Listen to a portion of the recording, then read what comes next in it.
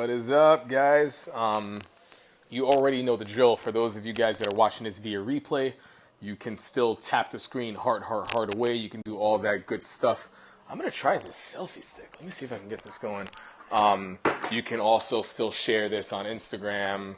I'm sorry, on Twitter, on Facebook, and a couple of other things. So I do have this selfie stick. What's up? How's it going? I was going to get into this. I think this is going to be a pretty interesting topic. Good evening, good evening. Give me a second here to kind of set this up. Let's see if I can get this going. All right, that seems to do the trick. I was going to talk about a couple different things, but I have a lot of good topics on the way. I might do one more tonight. I'm not sure. I haven't decided. This one is going to be explaining, and the reason I jumped to this is because a lot of people after the last Periscope on positive reinforcement, I started getting into operant condition and explaining everything, and people wanted to hear examples. And I really didn't have a lot of time. My wife was hangry, so we had to go. But I want to explain things a little bit deeper. I am going to be doing topics on the following. Not today, but just so you know. We're going to be doing topics on, it's going to be Blake's thoughts on should training your personal dogs be different than training client dogs? A lot of people will think that it should be the same. I actually think that there should be a very big difference. And I know that sounds crazy, but a lot of the stuff that I say does until you kind of hear me out. Oh, shoot. Am I on mute? Can you hear me? Hold on one second. Oh, no, that's not. Ah! Oh, you can hear me? Okay, cool. Let me set this up real quick. I apologize. Never even used this thing before. Okay. Oh, my goodness. One sec. There we go. Okay, we're good. So there's going to be that topic. I want to do a topic on flooding, the concept of flooding, explain my version of it, where in most situations it's probably, let me actually, if the connection is bad, let me head over to the other.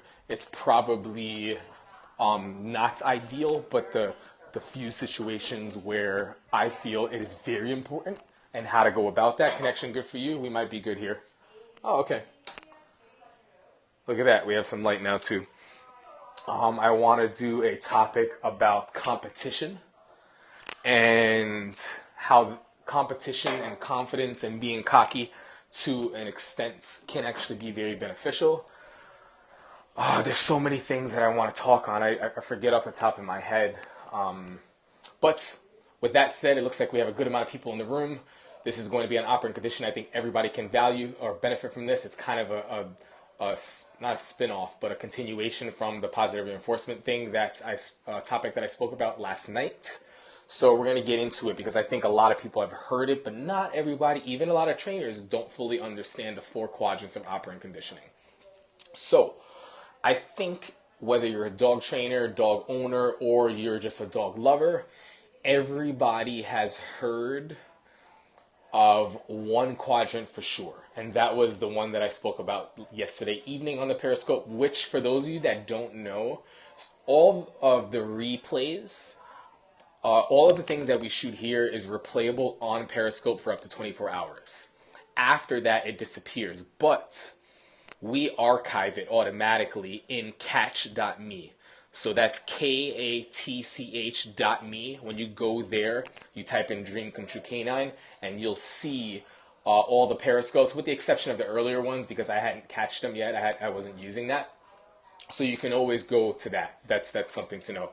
A little bit of an update. We're going to be doing giveaways for Dream Come True Canine hats. They're snapbacks. So I don't know if you can see over here.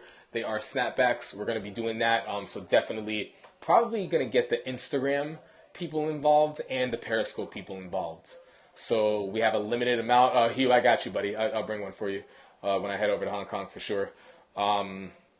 But that's what we're going to do. And now we're just going to get into the operant condition. I think we have a good amount of people. Guys, you can heart away. Don't forget that for this free information. That's the least you can do. You can also invite people, and you can also share this. You can even share this live. You just tap that little person in the corner, and I think that will open up the option for you. So without further ado, what everybody has heard of for sure is positive reinforcement. I don't believe that everybody fully understands what positive reinforcement is. I actually read something on Instagram the other day where someone was trying to explain it, and you can't really blame them, but they were like, when you're using food and you're praising, and it's like that. It's really not the definition. So I'm going to try and really simplify it. I wish I had a dry erase board here. If I was at the training center, this would have made more sense. But a couple things to know when we're looking at, that's what a lot of people think. Yeah, that it's just, when you're using, and there's a couple of things to kind of look at. Oh, I can extend this out. Oh, I'm getting fancy. I'm learning this selfie stick for sure. This is great. Yeah, flower and rainbows and like Skittles, right? And, okay, so, let's see.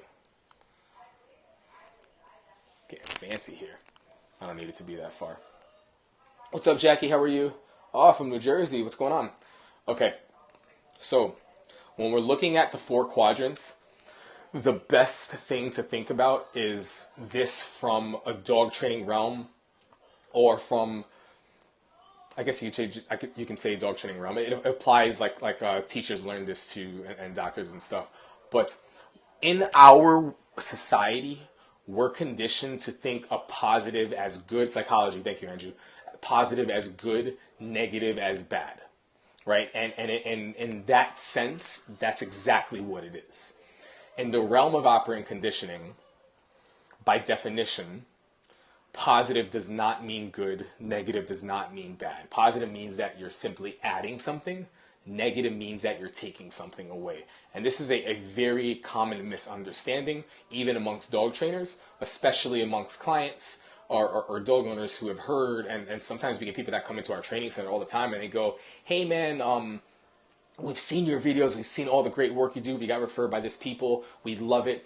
We're not sure about really what you do in these tools, but we want to use like the good reinforcement. We want to do like the positive stuff with our dog. We don't want to do any of the bad correction, negative reinforcement stuff. And the reality is negative reinforcement isn't really a correction. In fact, a correction is actually positive punishment. And I know that sounds crazy, but bear with me, we're going to get into it. A lot of people are like, well, how can a correction be positive, right? But that's the thing. So first thing we're going to think about is understanding positive not as good and bad, but we're going to think as positive as a plus sign, addition. And I'm not good at math, but this is pretty easy. And we're going to think as negative as a negative sign because you're taking something away, right? So we have positive and we have negative, and then we have reinforcement and we have punishment. So easiest thing for definition of reinforcement is keyword anything. Anything that you do to encourage the likelihood of the dog repeating a behavior, right? Punishment, keyword again, anything that you do to decrease the likelihood of a dog repeating a behavior. It's probably the easiest way. I mean, you can play around with those words a bit, but that sums it up, right?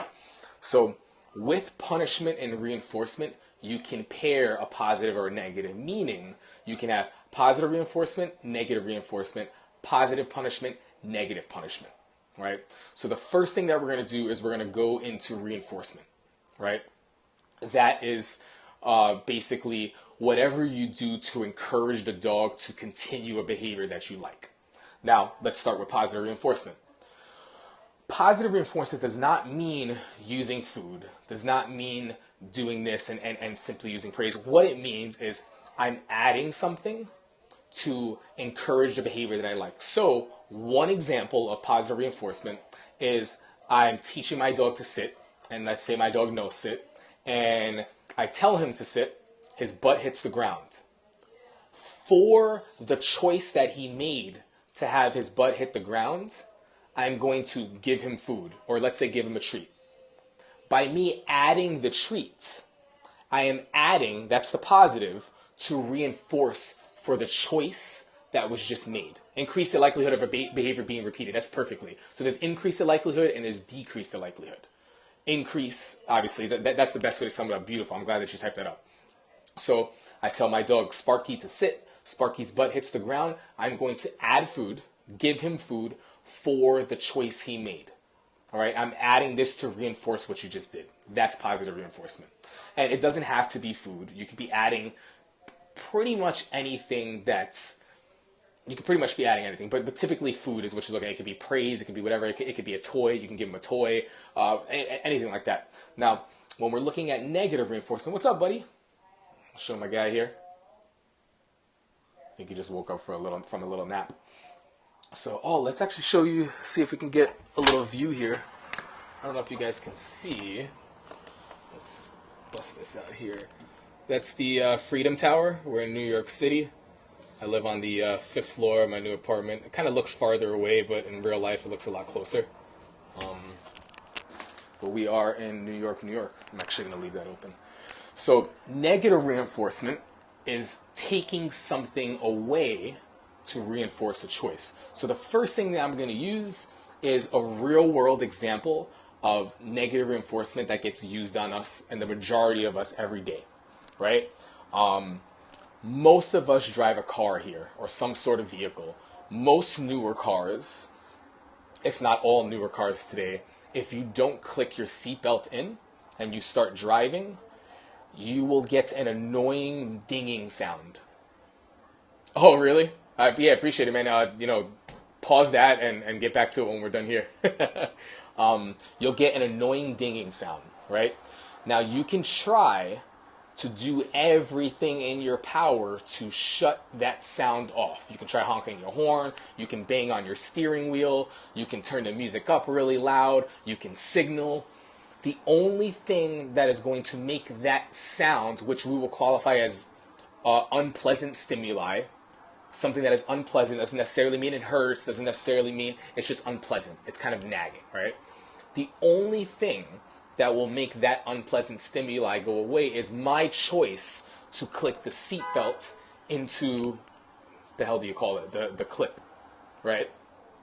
Me doing that, as a result, the car takes away the sound, removes the sound to reinforce the choice that I just made, the buckle. Yeah, there you go, right? So I can the fastener.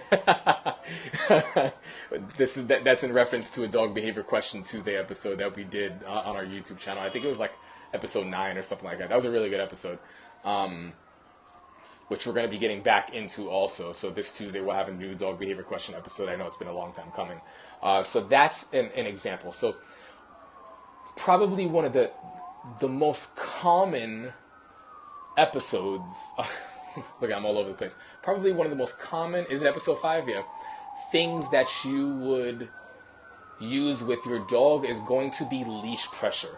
That's negative reinforcement. So when we're looking at, that's New York City for you. You hear it? I don't live in the hood either. This is just New York for you. I'm out the hood, baby. I'm doing good things, right? Making money now. So when we're using leash pressure, we want to teach the dog that their choice matters. Just like when we give them food, it's for something that they did. So the dog goes, oh, wait a minute. My choice to do that is why... Let me close this for you guys, sorry. My choice to do that is why that happened. Okay, my choice to do that is why that stimulation was removed. So when we're using leash pressure, you want to teach the dog that when they're walking on a loose leash, when they are walking on, I don't know if you can see, actually we'll do it this way, a leash that is hanging, they're doing a really, really good job. When,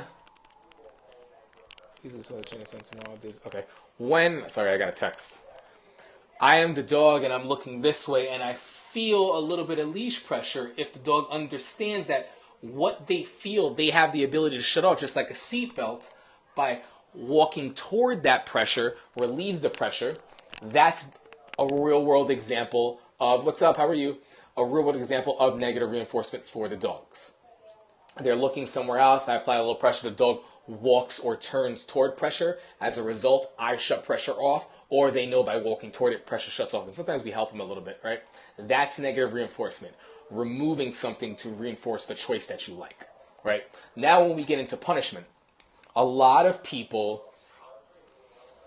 don't fully understand, I guess I would say negative punishment, right? So people will think of negative punishment where, let's say, a dog is chewing a toy and all of a sudden he growls and he bites somebody and we go, well, you act like that, I'm taking this toy away and I put it in the fridge. Don't act like that. If you behave yourself, you're going to get the toy back. Dogs don't, and there's some people that would disagree with this, but I don't think that a dog understands negative punishment from that point of view.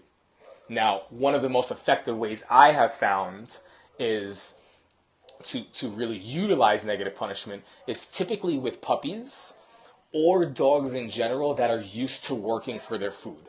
Now, in order to have a really, really solid understanding and be able to use negative punishment for the dog where they comprehend it, I feel that the dog had to have already been successful and used to knowing what to expect and knowing what the proper choice was. So, for example, I'm using a lot of positive reinforcement, right? Sit, dog sits, good, feed, good, feed, good, feed. Or let's say place, good, I give the dog food. I walk away, the dog stays there, good, give the dog food. I walk away, the dog starts to come back. Or, for example, I'm teaching eye contact and the dog always looking at me. When they look at me, I can yes them, the dog gets food. Or if the dog's looking at me, I can hold, or he can hold, I can say good, and he knows to hold. Then all of a sudden, he does this, and I say nope, and he goes back to this. He doesn't get the food. Or, for example, as he's looking at me, this is a better example, as he's looking at me, he's being patient, he's doing really good, then he decides to jump up on me, and I withhold the food, and I say nope. Instead of the dog continuing to jump, he goes, well, shit, that's not working. How did I get fed last time? Let me try this. And they go back to doing what they were doing, and then I mark for that. That's an easier way to kind of use negative punishment. The removal of something that a dog was getting for making the right choice. They made the wrong choice. I removed it, and they go, well, I was just getting that a bunch. What changed? Oh, I did that. What if I do this? Sometimes you can say nope, you can remove, and then you can bring the dog back to what they were doing and then feed them, and it helps them to grasp the concept better, right? Now let's get, so that's another example. I mean, there's a couple more you can give, but I'm just going to try and speed through this for you guys. Another example would be, actually, let's just jump into positive punishment.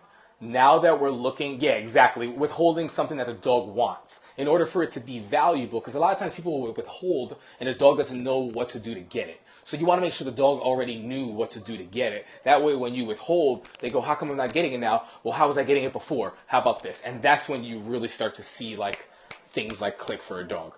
Now when we're jumping into positive punishment, that is actually a correction. A form of a correction. We're going to get into that too. That's going to be another scope separately, corrections and the different forms and types of corrections, because there are many, in my opinion. And that's why I'm effective when I do give corrections, because I understand the types of corrections that I give. There's everything from correcting to make a point, correcting to interrupt, correcting to change and show. I mean, we'll jump into that at a different time.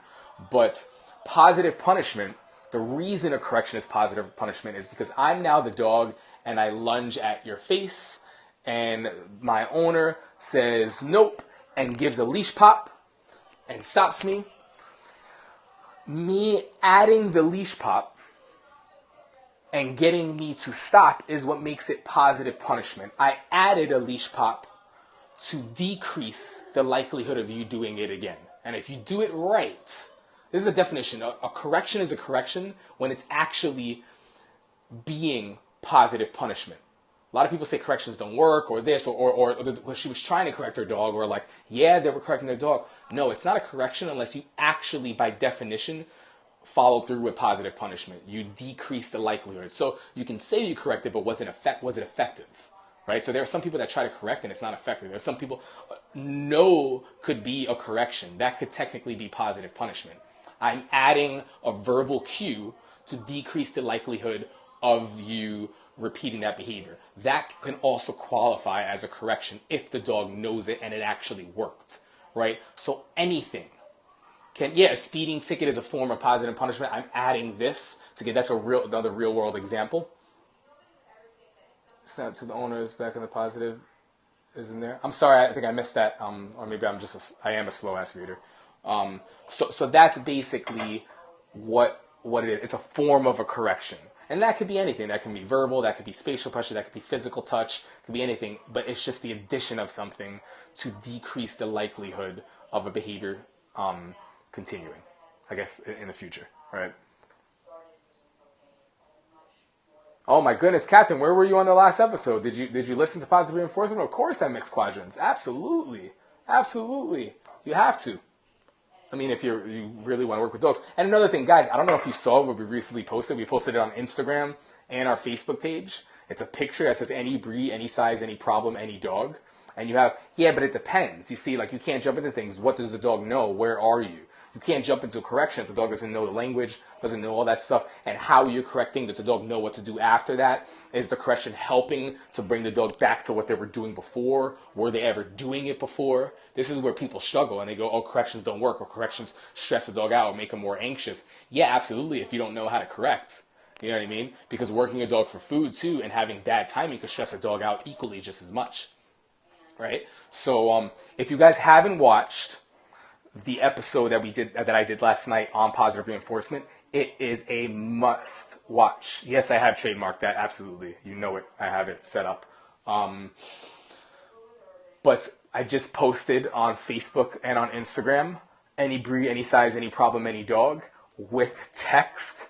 Must read the text. I was thinking about this. It was just kind of one day when I was just hanging out and I wrote it down. And I think it's really, really, really important and valuable. So definitely hop on there when you're done. This is going to be the end of the scope, guys. What I'm going to do, would what be on YouTube, Shaq? No, it's going to be on catch.me. You'll find it on there. I might upload it on YouTube like later on down the road. But with Periscope, once you like flip the camera, you have to bring it into an editing program to make sure that it flips back, because when you download it, it doesn't change when the camera changes. So it's a little bit tedious, and I just don't have the time. Andrew barely has the time to edit. You know, we're super busy. The reality is we're super busy training dogs. Yeah, no problem. So that's pretty much the Periscope, but I'm super loyal to you guys. I enjoy these scopes. As always, I promise I've been doing this stuff. I've been doing these Periscopes for a while. I always do a little bit of a Q&A at the end of the Periscope. So we are at that portion. You guys can Q&A, ask your questions. How do you not flood? I don't know. What do you mean, how do you not flood? Most people don't truly use flooding. And if they are using flooding, they don't understand when to use it and how to use it the right way. Flooding can actually be extremely beneficial. It can also be extremely detrimental to a dog if you're using it the wrong way. So I'm going to get into that topic of flooding and how we use flooding and when it can help. Outside, oh, you mean outside, I think you said outside of NYC. Yeah, well, it depends on what you're working on, right? Some things might be flooding in the beginning for a dog that's not used to it. Some things are totally eliminated because they've been exposed to that the entire time, right? So basically, this is never going to be the exact definition, but flooding is basically a form of overwhelming a dog with something that they struggle with, right? I'm gonna do a separate scope. You guys gotta follow me on Periscope. You guys gotta do this. I might do it tonight. I might do it tomorrow.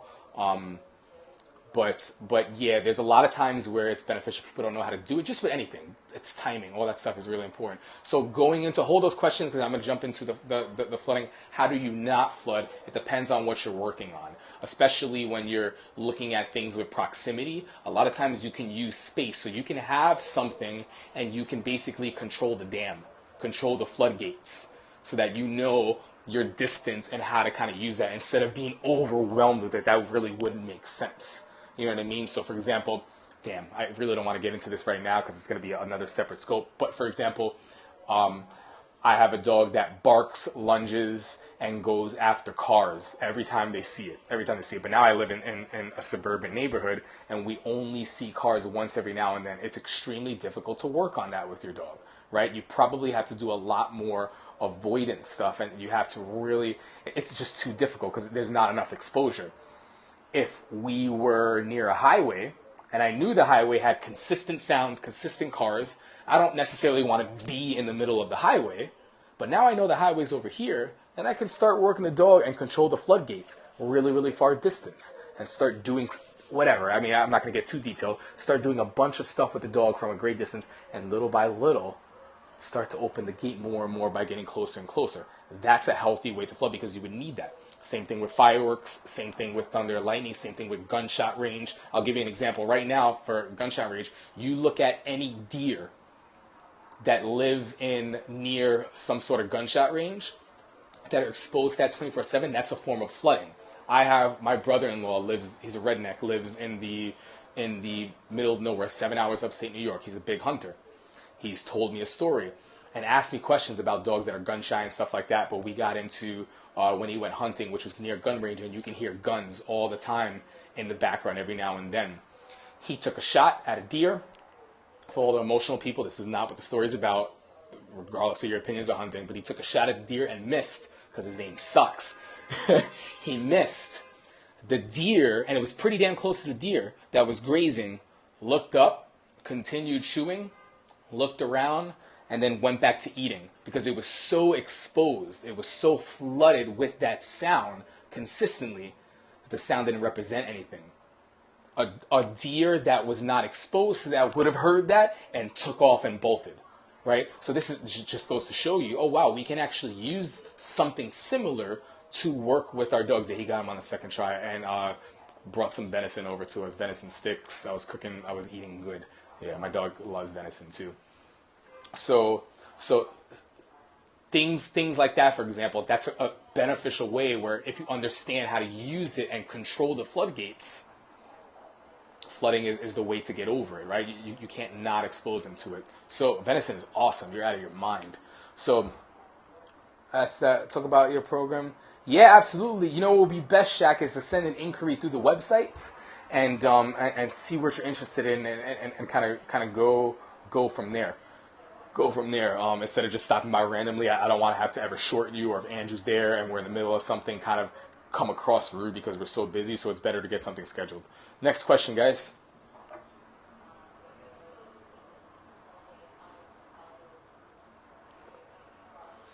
I just actually gave that example, Bodhi. Food reinforcement causes anxiety. Well, food reinforcement only causes anxiety when you're using it in high drive, high excitement ways. If you dull things down and you slow things down and you're very calm with what you reward and how you reward, and you teach a dog how to be rewarded, how do I have to act, what do I have to do to get this reward, you can actually slow dogs down. Most of the time, people like to use food for high arousal, high drive things, which is why you don't see us using. So Andrew, you can definitely see. Follow Andrew. He's one of our head trainers. He is our head trainer at the training center. Type something up again, Andrew, because he does a lot of scopes with Samson, who's really food motivated, and you'll get to see how he chills him out, right? But doing all that stuff and slowing it down is what you want to do. We typically use food to drive dogs up and create enthusiasm and stuff. So that's why majority of dogs that are struggling on walks, we really aren't busting food out. Unless we're working with puppies and we're trying to shape a physical behavior, most of the time food represents arousal. So we're not necessarily trying to use it to replace it because we're trying to get rid of arousal as a whole. Right? The dog is aroused, concerned with dogs. I don't want to redirect and get a dog super aroused for food because arousal is actually the issue. I want a dog to be able to see their dogs and not be aroused unless it's time to kind of do that, right? So that's an example of how you could use food. Let's see. How much do you... you mean like with the clients? So the question was, how much do we have them prep with food prior to coming to us? Usually not at all.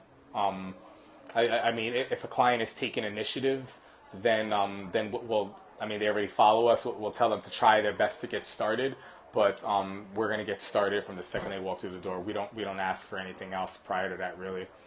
The only thing that we do ask is that if the dog's on medication, they start the weaning off process prior to them coming in, because it'll allow us to get more consistent results instead of like the dog's with us one day and then out of it the next and stuff, and that can just slow the process down. And I have no problem weaning the dogs off and getting the results without like meds and stuff, because you just have a drugged out dog. But when you're on a client's time frame, the board and train is limited to a certain amount of time, and your time is money, and you're already charging them a lot of money, and you're not a crook. You don't want to drain them for every penny. I want to give them as much. I want to get as much results as I can within that amount of time, so that I don't say, hey, we need another week, or we need this, or we need that, because I mean, our training is not cheap, right? So and we're probably raising our prices again soon. So it's $4,500 for a 5-week board and train, and that includes us working with them for a 2 to 4 hour go home session. And then that's a great question. What's the hardest issue to work with? And then 2 to 3 weeks after that, we do a 2 to 4 hour go home session. So working with the clients is extremely important. That's another thing I'm going to talk about: board and trains. My thoughts on board and trains, good board and trains and bad board and trains. Yes, Andrew, I believe that the most difficult, doesn't mean that we're not having results with it, because we totally turn dogs around, but people think that aggression is the most difficult. I think anxiety is the most difficult thing to work with for a number of reasons. Knowing what to correct versus what to ignore, knowing how to correct versus a different type of correction, what corrections are going to benefit and what corrections are going to stress the dog out more. That's very hard for a lot of clients, even hard for a lot of trainers, right? Also, knowing what to put up with. Being able to put up with stuff is hard, because with anxiety comes with certain sounds, and some people live in Manhattan where they have someone that lives above them, below them, to the left of them, to the right of them, and some things they have to know and they can't. So like, for example, you're working on your dog being in the crate, learning how to be alone or something, and the dog is making that noise, and you gotta shut it up, and you don't know what to do, so you just, man, I don't want to get evicted, I gotta let the dog out of the crate, and you relieve it, and the dog goes, whoa, wait a minute, and I act like that, and I do get out. Like little simple things like that, you know what I mean? It's hard. It's hard. And it takes time. So that's something where a board and train will keep the dog for longer, probably, than even a dog that's like killed a dog or mauled a human. We'll turn that dog around quicker than anxiety, because you're always working on the dog's time frame, but you're working even more on the dog's time frame, because you can only push so much, and you have to let the dog kind of come around, and that takes time. Yeah, and anxiety fuels a lot of other behaviors. So usually when you have really, really high anxiety, that's a great point, Andrew. Anxiety fuels a lot of other behaviors. Usually when you have a really, really high anxious dog, by the time they get to you, they're already displaying some type of extreme fear, some type of extreme anxiety, some type of submissive peeing, some extreme aggression, which is a symptom of the root of the problem, which is anxiety. And they didn't see that. You know what I mean? So it's anxiety is tough, because that's the root of a lot of stuff. And when you have all these symptoms that are branching out, think of it as a tree, and you have to kind of address all this stuff and then get down to the root, and the root is the core, and that's what's remaining. That takes time. That takes like long-term rehab. That's like the difference from. That's like somebody who's going to AA meetings regularly, and then even when they leave the rehab center, they have a sponsor.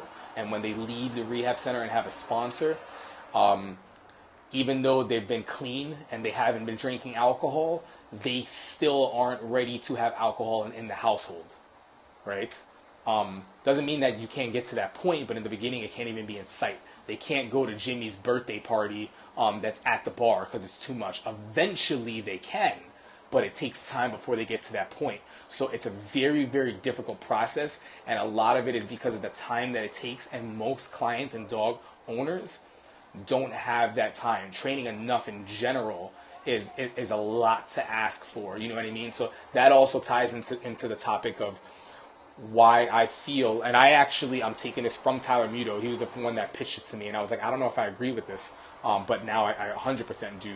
Why I feel that training your dog and the approach and the time that you take to train your dog for certain things, the journey that you look for, should be much, much different than when you're training your client dogs, especially with behavior problems, because of a number of sorts of things. The money that you're asking of them, they're on a budget, the time that you ask for them, what they're expected to do, what's realistic. You have to really try and condense and shorten that to give them the best opportunity for lasting results. When you know that, you know what you would do, how many hours a day you would spend, but you have to be realistic and understand that they have 9-to-5 jobs and they're not doing this 24/7 for a living. So you have to find that balance, and that's what a good trainer should really understand, is the difference and the time frame that you're on, and how you do want to speed and shorten things up. And even if you're taking the length of a 5-week board and train, that's still a shortcut versus what I would do with my dog or what Andrew's doing with his dog. You know what I mean? So that's a whole different topic. I'll get into that. I don't even think a lot of trainers understand that. When people are like, oh, well, you're using these tools and using that tools and I can get it without it. Listen, we get all the behaviors without these tools, but we also understand that we're working with clients and they don't do this for a living. Their timing's not good. It's never going to be as good. We can get pretty damn close, but they also have 9-to-5 jobs. They also have lives. They also have kids, and they simply cannot devote.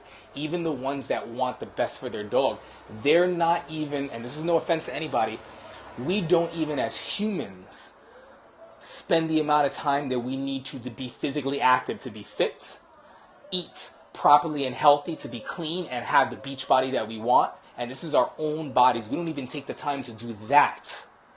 You think that we're going to take the time to do it or they're going to take the time to do it for their dogs. And it doesn't mean that they're bad people. It's just the reality. We don't even have the patience to watch a full 15-second Instagram video these days. Think about that. You know what I mean? Like YouTube videos, you have to know the difference between what's going to be lengthy and like what's going to be like a minute. Because if you go over like a minute 15 or even 45 seconds, you're going to lose the attention span of the average viewer. You know what I mean? So these are things that a good trainer that is in rehab, that's working with clients, should consider and should understand. You're in the people business. It's not just about what you can do with the dog. It's what the client can do and the long-term results you can expect. All right, and this is something that a lot of newer trainers don't understand. And some trainers who have been in the game for a while that don't want to experiment with other tools and stuff because it's more of an ego thing and what they think they can get without. It's like you got to be fair to your clients. You have to be fair to them. They're what matter. You know, it's them that matters. So that's that. I'll do one more question and I'm gonna boogie, guys. I appreciate all the hearts as always and the engagement. I love you guys for this, man. It's really awesome. This Periscope wouldn't be Periscope. I wouldn't even be doing these without you guys. Yeah, and everyone's different, so you have to be able to adapt and relate. It's really, really important. Proper stages to introduce e-collar. So there are a lot of different opinions. There are a lot of people that start e-collar from day one, and you totally can. You totally can do that. I like to foolproof it for the average person. There are things and routes that I would take, shortcuts and stuff, because I know I can do it and I don't jeopardize the risk of a dog's demeanor, a dog's behavior, shutting them down and doing all that stuff. Well, when you're working with a team of trainers, when you're working with clients and stuff, you have to go more toward the foolproof method, right? So what we do is before we jump into, before we jump into teaching remote collar stuff, our rule at the training center is the dog is already performing those behaviors, already knows it on command, already knows it prior to command. So we have a system. We don't name something until we like what we see, physical behavior.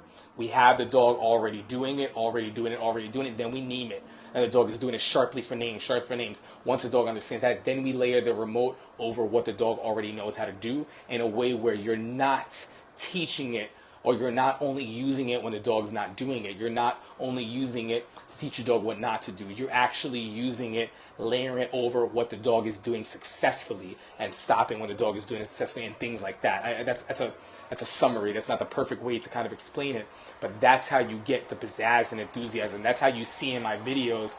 We have dogs that are happy when they feel sensations on remote collars and are super tail wagging, and then people will say it's only because the remote, like I did a video, you guys can see it on YouTube. Then for critics and stuff, I put the remote collar down and I'm not using it, and the dog's still performing the exact same way. Then for even the critics again, I take the remote collar off and I toss it. Now the dog is what we would refer to as naked, and the dog is still performing so happy, you know, like tail wagging and everything, and people can't fathom why, but this guy trained the dog with a remote and a prong collar because they don't take the time to fully understand the tools. They just go off of what they heard or what they read off the internet.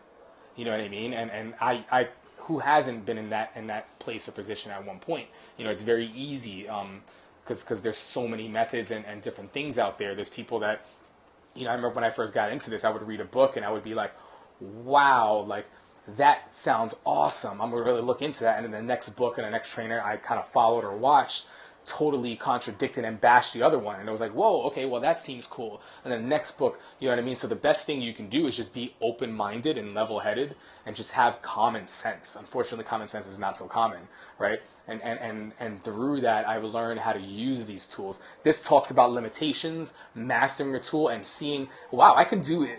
Pretty much everything with this tool. I've really mastered it, but I see the limitations also. I see how it's a slower process. I see how this, and the journey is very important, but you know, you have to find the balance between the journey and the results when you're working with clients. You know what I mean? And based on the situations of what you're trying to teach, how important is this? How much time do you have?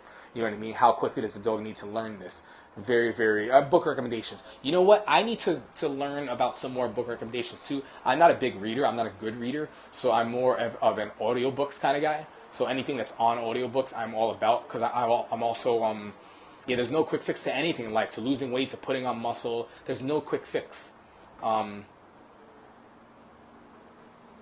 Oh yeah, absolutely. But this is the thing. Tools are languages. So we use the tools to be able to speak to the dog, to give them direction. Right? So the example that I've given recently is, I'm going to ask you to change the oil on my car. Right? I'm going to ask you to change the oil on my car in German. It probably makes sense that I should teach you German first before I walk you through instructions and directions on how to change the oil on a car in German. And this is something that not even dog trainers are doing enough in. They're not teaching the languages with this stuff before they introduce it, before they use it to teach something else. That's why it doesn't work. And that's with anything. That's with food. That's with this collar. That's with this leash. That's with this harness. That's basically what it is. You know what I mean? So that's pretty much it, guys. I'm gonna boogie. I'm on 10% battery. You already know the drill. Check out our Facebook and Instagram, what I just posted, and share that away, because I think that's super, super valuable. It talks about a happy medium and balance, and really, really, ultimately, when you're not limiting yourself with dogs and you're really helping with any breed, any size, any problem, any dog, how you have to eventually, through experience, or you start dabbling in the beginning, come to this happy medium where you understand the use and the necessity for everything. And at the same time, even if you favor something more, you also understand its limitations, no matter how much you love it, right? So that comes with experience, and that comes with not limiting yourself on the type of dogs that you work with, right? Yeah, well, listen, I appreciate it. It's all right that you didn't know about me back then, but I appreciate it. Be like water. I appreciate you guys, Nighty Nights, for watching this and staying in touch. You can share this away. It means the world to me, sharing this and sharing anything that I post on Instagram, Facebook, YouTube, Periscope, all that stuff. You can catch this again on catch.me, KATCH. Once again, my name is Blake Rodriguez with Dream Come True Canine, based out of New York City, Manhattan, but I do travel internationally for my work. And I'll see you guys in the next scope. Later, guys. Have a good night.